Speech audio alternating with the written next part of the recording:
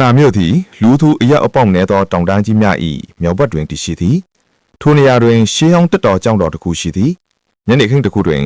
နေမင်း၏နောက်ဆုံးရောင်ကြီးသည်အလင်းတန်းတစ်ခုအခေဖျားဆင်းလာပြီးထိုရှေးဟောင်းကျောင်းတော်၏ဖျားဆောင်းတန်းခေါင်မိုးကိုထင်ရှားစွာလင်းစေခဲ့သည်ဝါဆိုကာလတွင်ကျောင်းတော်သို့အသစ်ရောက်ရှိလာသူမှာကွင်လေးဆင့်ဖြစ်သည်သူသည်ဘာသာတရား၏အရေးအောက်တွင်ငင်းချမ်းမှုကိုရှာဖွေရန်ရည်ရွယ်ခဲ့သည်သို့သောသူမျှော်လင့်ထားသလိုမဖြစ်ခဲ့ပြီးငင်းချမ်းမှုအစားနေရာတစ်ခုလုံး၏အမွန်မွားတိုင်းမှပြန့်နှံ့လာသောထူတဲ့သည့်တိတ်ဆိတ်ခြင်းကိုသာခံစားခဲ့ရသည်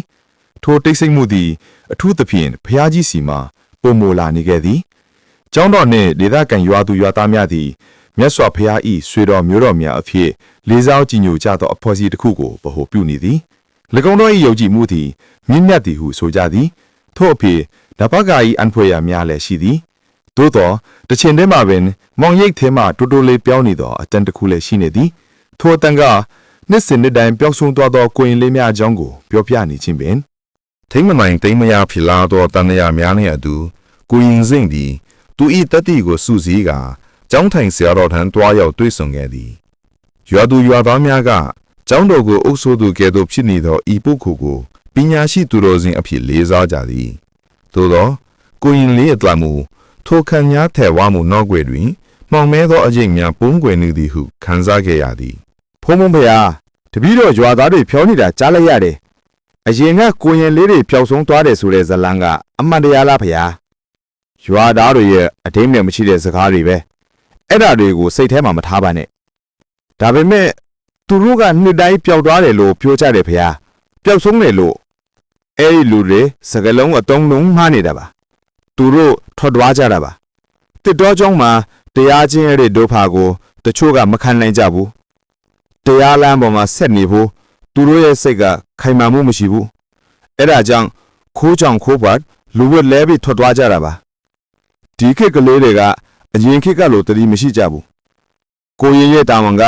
ဓမ္မကိုလေ့လာပြီးကျင့်ကြံဖို့ပဲကောလဟာလောဝီကိုနားမထောင်ပဲဖះကိုတွားပြီးမန္တတွေရွတ်ပါမှတ်ထားဒီအကြောင်းကိုနောက်တစ်ခါထပ်ပြောတာမကြားချင်ဘူးမှန်ပါဘုံဖះ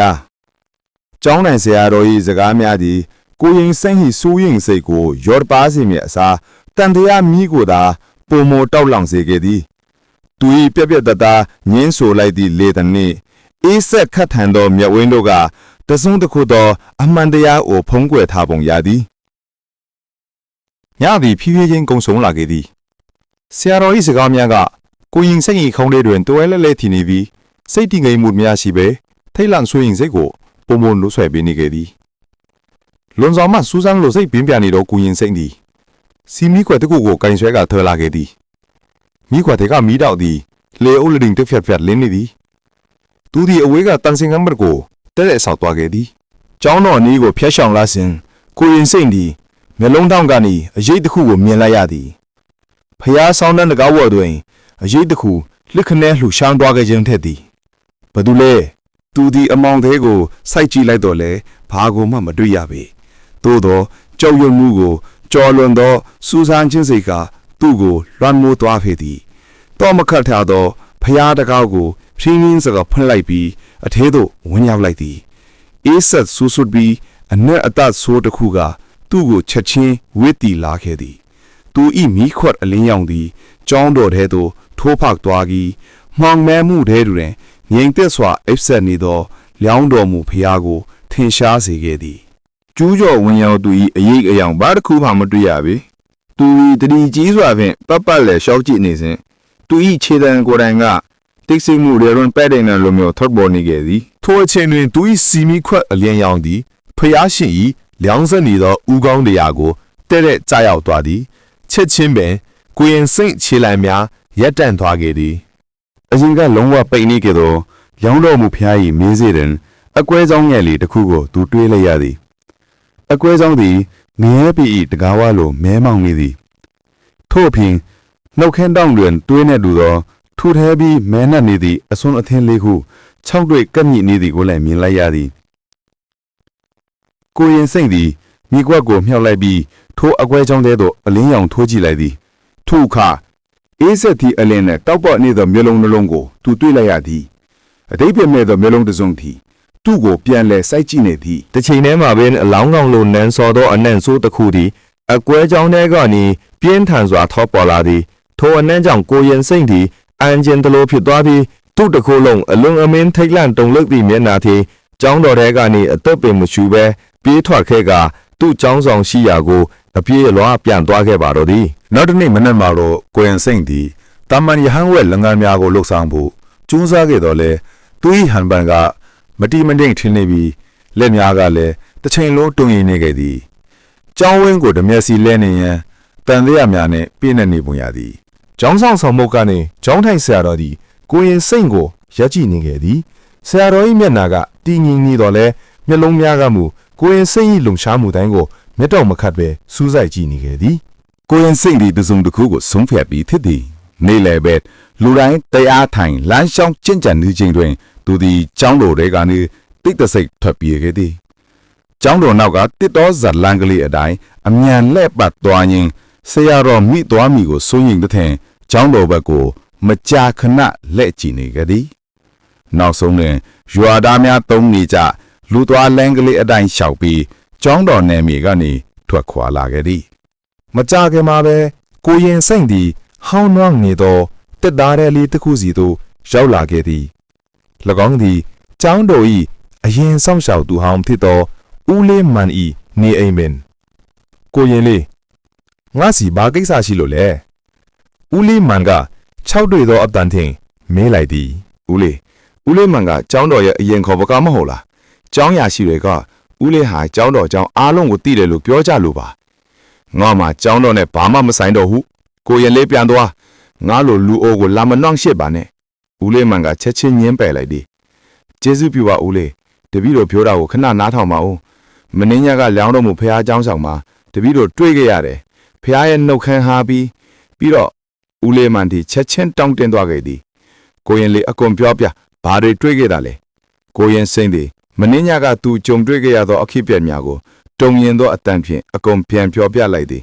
ဦးလေးမန်ကဘေးမှငြိမ်သက်စွာခိုင်နေတော့လဲသူ၏မျက်နှာသည်ပုံမမဲမောင်လာခဲ့သည်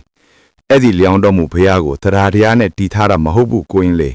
အဲ့ဒါကတမာရီထိုင်ဖို့နေရာမဟုတ်ဘူးဦးလေးမန်ကစတင်ဖွင့်ဟလိုက်သည်အဲ့ဒါဟာဘသူကမှအမှန်တကယ်ရှိတယ်လို့မယုံကျင်တဲ့ဒန်းထာကြီးထဲကနတ်ဆိုးဘီလူတကောင်ကိုချုံနှောင်ဖို့အကျဉ်းတော်တစ်ခုပဲပထမဆုံးကျောင်းထိုင်ဆရာတော်ကအဲ့ဒီဘီလူနဲ့စာချုပ်ချုပ်ခဲ့တယ်ကျောင်းတော်ကိုစီပင်ပေါ်ဖော်မှုပေးမဲ့အစားလက်ကွယ်ညတိုင်းကိုရင်လေးတစ်ဖားကိုရစ်စစ်ပူဇော်ရမယ်ဒီလိုလက်ဆင့်ကမ်းလာတဲ့စီကံ၃ချက်ရှိတယ်ပထမစီကံကဘီလူဟာနှစ်စဉ်ရစ်စစ်ပူဇော်မှုကိုရရှိရမယ်ဒုတိယစီကံကအဲ့ဒီရစ်စစ်ပူဇော်မှုဟာသူနားလည်ထားတဲ့အစားအစာလိုမျိုးမဟုတ်ဖက်စာချုပ်တက်တန်တူးဖို့နဲ့အဲ့ဒါကိုဖျားရုပ်ပွားတော်ထဲမှာချုပ်နှောင်ထားဖို့ဖြစ်တယ်ဒါမှထွက်ပြေးလို့မရမှာဦးလေးမန်ကဆက်ပြောပြခဲ့သည်တတိယအစီကံကတော့ပွဲကိုဆောင်ရွက်တဲ့လူပါပဲကျောင်းထိုင်ဆရာတော်ဟာတာမန်ယဟန်တစ်ပါးမဟုတ်ဘူးသူဟာအဲ့ဒီတကားကိုဖွင့်ဖို့နဲ့ပိတ်ဖို့တူရီတော်တော့ချက်ကိုထိန်းချုပ်ထားတဲ့သူပဲကိုအင်စိန်ဤမဲနာဒီစက်ကူတရွတ်လို့ဖြူဖက်ရွတ်ထက်သွားခဲ့သည်သူထန်ထားတဲ့ထက်အစပေါင်းများစွာပုံမှုကြောက်เสียကောင်းနေခဲ့သည်ဦးလေးနောက်ထပ်လောက်ွယ်ညာကဘတော်လဲကိုရင်စိန်သည်အသက်ရှူထမ်းတော့မာရွနေခဲ့သည်တီညပဲတပည့်တော်ထွက်ပြေးရမယ်ဒီနေရာမှာ1မိနစ်မှမနေနိုင်တော့ဘူးအခုချက်ချင်းထွက်ပြေးတော့ကိုရင်လေးကျောင်းကိုဘယ်တော့မှမပြန်နဲ့တော့တတ်နိုင်သမျှဝေးဝေးပြေးအဲ့ဒါမျိုးလူမရဘူးဦးလေးတပည့်တော်အခုချက်ချင်းပျောက်သွားရင်ဆရာတော်တိသွားလိမ့်မယ်ချက်ချင်းလိုက်လံရှာဖွေမှသိကြတယ်တပည့်တော်မှဘာမှမထိခဲ့သလိုပြန်သွားပြီးအခွင့်သားမဲ့အချင်းကိုစောင့်ရမယ်ညာနဲ့မှထွက်ပြေးမယ် ကိုရင်စိတ်သည်ညံခုန်တမ်းမြင်မြန်ချင်းကျောင်းတော်ဝင်တဲ့သို့ကြံရောက်လာခဲ့သည်တချိန်ကငင်းချမ်းသည်ဟုထင်ရသောညနေခင်းသည်အခုတော့ကြောချမ်းစလိုဖြစ်နေခဲ့သည်သူသည်တာမန်အတိုင်းပဲဟန်ဆောင်သည်ခေါင်းငုံကသူ၏ကျောင်းဆောင်စီသို့ရှောက်သွားခဲ့သည်ဒါပေမဲ့သူ့ပတ်ဝန်းကျင်ကအမောင်တို့ထဲမှအေးဆက်သောမျက်လုံးတစ်စုံကသူ့ကိုစောင့်ကြည့်နေသလိုခံစားနေရသည်ကျောင်းဆောင်ထဲရောက်တော့ကိုရင်စိတ်သည်အရေးအကြီးဆုံးဖြစ်စီများကိုအញ្ញံဆုံးအိတ်ထဲထည့်ဖို့အချိန်ကိုအလားဟတာမဖြစ်စေခဲ့ပေအရာအလုံးအစဉ်သင့်ဖြစ်သောအခါသူသည်အသက်ပြင်းပြင်းရှူသွင်းလိုက်သည်တစ်သားတကားကိုဖြည်းဖြည်းချင်းဖွင့်လိုက်သည်တကားဖွင့်လိုက်တာနဲ့အပြင်ဘက်ကိုမြင်လိုက်ရသည့်အခါကျောင်းထိုင်ဆရာတော်၏ကူခန္ဓာသည်လာသာဆောင်တွေရုပ်ထုလိုငြိမ်သက်စွာရက်နေခဲ့သည်သူသည်ကိုရင်စိတ်၏တဲရှိမှာစောင့်ဆိုင်နေတာကြာပြီဖြစ်သည် လာရောက်မဲမင်အောက်တွေသူဤမျက်နာသည်ခန်းစားချက်ခင်းမဲ့နေတော့လဲမျက်လုံးများကတော့ကြောက်စရာကောင်းတော့ကောင်းတောက်ပါနေခဲ့သည်ဘဲကိုအလောတကြီးထွားဖို့ကြိုးစားနေတာလေကိုရင်စိတ်ပွဲကမစော့ရသေးဘူးလေဖုံဖုံဖယားဖုံဖုံကိုရင်စိတ်ရဲ့လက်ကြောင်းထဲကအတန်းကတုံရင်စွာထွက်လာခဲ့သည် ကိုရင်စိန်တတိပြန်ရလာသည့်အခါခေါင်းထဲမှနာကျင်မှုကိုခန်းစားလိုက်ရသည်သူ၏လက်များခြေထောက်များသည်ကျိုးနှင့်တင်းကျပ်စွာခြေနှောင်ခံထားရပြီးလျောင်းတော်မူဖျားရှိကအိဆတ်တော်ကြောက်ကျန်းပင်ဖော်မှလဲလျောင်းနေခဲ့သည်ပတ်ပတ်လဲတွင်ထွန်းညှိထားသောဖျောင်းနိုင်အလင်းများသည်ဆရာတော်၏တီကီသောမျက်နှာကိုထင်ရှားစေခဲ့သည်ဆရာတော်သည်ရှေးဟောင်းပါဠိဘာသာစကားနှင့်မယင်းနီးသောမန္တန်တချို့ကိုစတင်ရွတ်ဆိုနေပြီဖြစ်သည်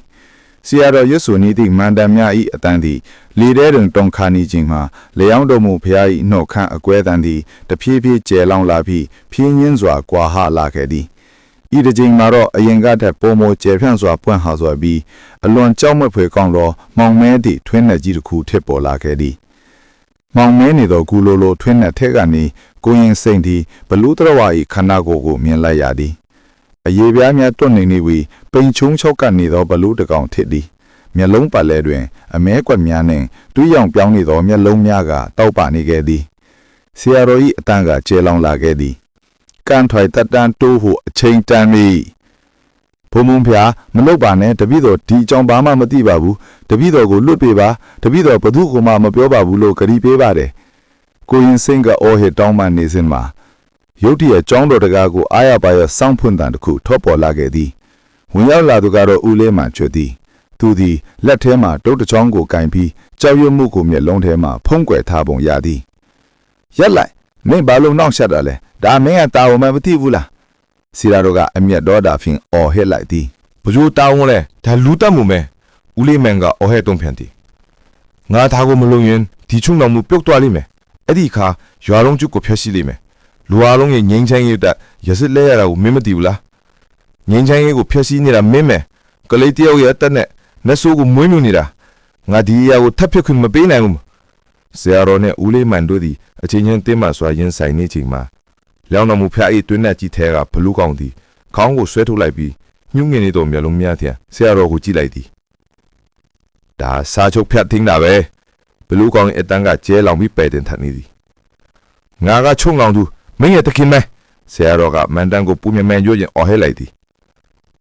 မင်းဟာဘယ်တော့မှချုံကောင်သူမဟုတ်ခဲ့ဘူးမင်းကငါအတွက်အစားတောက်လာပို့ပေးတဲ့ကလေးတယောက်သာဖြစ်တယ်နေ့စဉ်နေ့တိုင်းငါအတွက်အစားတောက်ယူလာပေးလို့ကျေးဇူးတင်ပါတယ်မဟုတ်ဘူးနောက်ဆုတ်ဆရာတော်ဒီတုံလုံးချုပ်ချပါအော်လေအတုံးမဝင်တော့ပြီကိုရင်စိတ်နဲ့ဦးဝဲမန်တို့သည်အလွန်အမှန်ထိလန့်တုံလုံးနေကြစဉ်မှာလျောင်းတော်မူဖျား၏နှုတ်ဖြန့်သည်ဖြည်းဖြည်းစွာပြန်လဲဆေးဆက်လာခဲ့ပြန်ဘလူးကောင်း၏လက်များ၏ဆရာတော်ကိုစုပ်ကင်ပြီးအတွင်တဲသို့ဆွဲသွင်းနေခဲ့ပြန်သည်ဆရာတော်၏ကြောက်လွန်တုံးလုံးသည့်အတန်းများသည်ပိတ်နေသောနှုတ်ဖြန်းများကြားမှတိမ်မြုပ်ပြောက်ကွယ်သွားခဲ့သည်လျောင်းတော်မူဖျား၏နှုတ်ဖြန်းများလုံးဝပြန်ပိတ်သွားသည့်အခါတိတ်ဆိတ်မှုကလွမ်းမိုးသွားသည်ထိုအချိန်မှာဘလူးကောင်၏အတန်ကပဲ့သိမ်းထက်လာခဲ့သည်ဟဲဟောင်းနွမ်းနေတဲ့ကိုရန်တော်ကလေးမင်းငါရဲ့အစားအသောက်ကိုစားသုံးကူးတယ်ဆိုတာငါမှတ်မိတယ်မင်းငါစီကနေတစ်ချိန်ထွက်ပြေးဘူးလေဘလူး၏အတန်ကကြောင်းတောင်တစ်ခုလုံးကိုထပ်ဖြစ်တုံကားစေလိုက်သည်မင်းငါရဲ့ခြုံနှောင်မှုကိုချိုးဖြတ်လိုက်ပြီးတော့ကိုမင်းချိုးဖြတ်လိုက်ပြီးမင်းတို့စီကိုငါလာခဲ့မယ်စာချုပ်ကပြက်လေသွားပြီအခုငါလွတ်လပ်ပြီ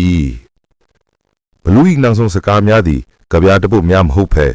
ရာစုပေါင်းများစွာတင်အားထားကိုသူတို့ကိုယ်၌ဖျက်ဆီးလိုက်သူပြန်ရချက်တကူဖြစ်ခဲ့သည်ထိုနေ့နောက်ပိုင်းသည်ကိုရင်စိန်သည်ယဟန်ပေါင်မှထသည်လူဘဝသို့ပြန်လည်ရောက်ရှိခဲ့သည်သူသည်ထိုကျောင်းတော်သို့ဘယ်တော့မှပြန်မသွားတော့ပေသို့တော်လည်းသူ့ရင်ထဲမှမတက်မတာခံစားမှုကပျောက်ကွယ်မသွားခဲ့ပေသူကြောက်လန့်နေုံသာမကအပြစ်ရှိသလိုခံစားနေရသည်အကြောင်းမှာသူနှင့်ဦးလေးမန်သည်ဆိုးရုံမှုကိုရက်တက်လိုက်သူမဟုတ်ပဲပြင်ပကဘာကိုပုံမဆိုးရသောဘေးအန္တရာယ်ကိုလွတ်ပြေးလိုက်သူများဖက်သွားနိုင်သည်ဟုထင်မြင်မိလို့ပဲအခုမှလွတ်လပ်ပြီအဲ့ဒီစကားတန်ဟာသူနာထဲမှာအဆက်မပြတ်ပဲ့တင်ထနေခဲ့သည်ထိုညကနောက်ထပ်လက်ဝဲညတညထက်သည်လူဝစ်လဲပြီးသည့်စင်သည် အတင်းအကျပ်မျက်လုံးကိုမှိတ်ပြီးအိပ်ဖို့ကြိုးစားနေခဲ့သည်ထို့ဆင့်မှာသူ့အခန်းပရိမုံနာကနေတိုးလျက်စွာလှုပ်ရှားတဲ့တစ်ခုကိုကြားလိုက်ရသည်သူမျက်လုံးဖွင့်လိုက်တော့အဲ့ဒီဘလူးတတ္တဝါရဲ့အရေးကိုမြင်လိုက်ရသည်ဘလူးသည်ပရင်းပေါ်ပြီးနှစ်ပတ်မှရပ်ပြီးသူ့ကိုစိုက်ကြည့်နေသည်ဘလူး၏မျက်နှာသည်လျောင်းတော်မူဖျား၏နှခုံးဟာသလိုမျိုးကျေပြန့်စွာပြုံးနေခဲ့သည်ငါမင်းစီလာပြီတကားကိုစောင်းဖွင့်လိုက်တဲ့သူဇက်လန်းကနီးကုန်ချုပ်သွားခဲ့သည်ဒါပေမဲ့မင်းအမြဲတမ်းတော့ထုတ်ပေးနိုင်မှာမဟုတ်ဘူးအခုမင်းကဓမ္မစည်းကံအကျိုးပြုတဲ့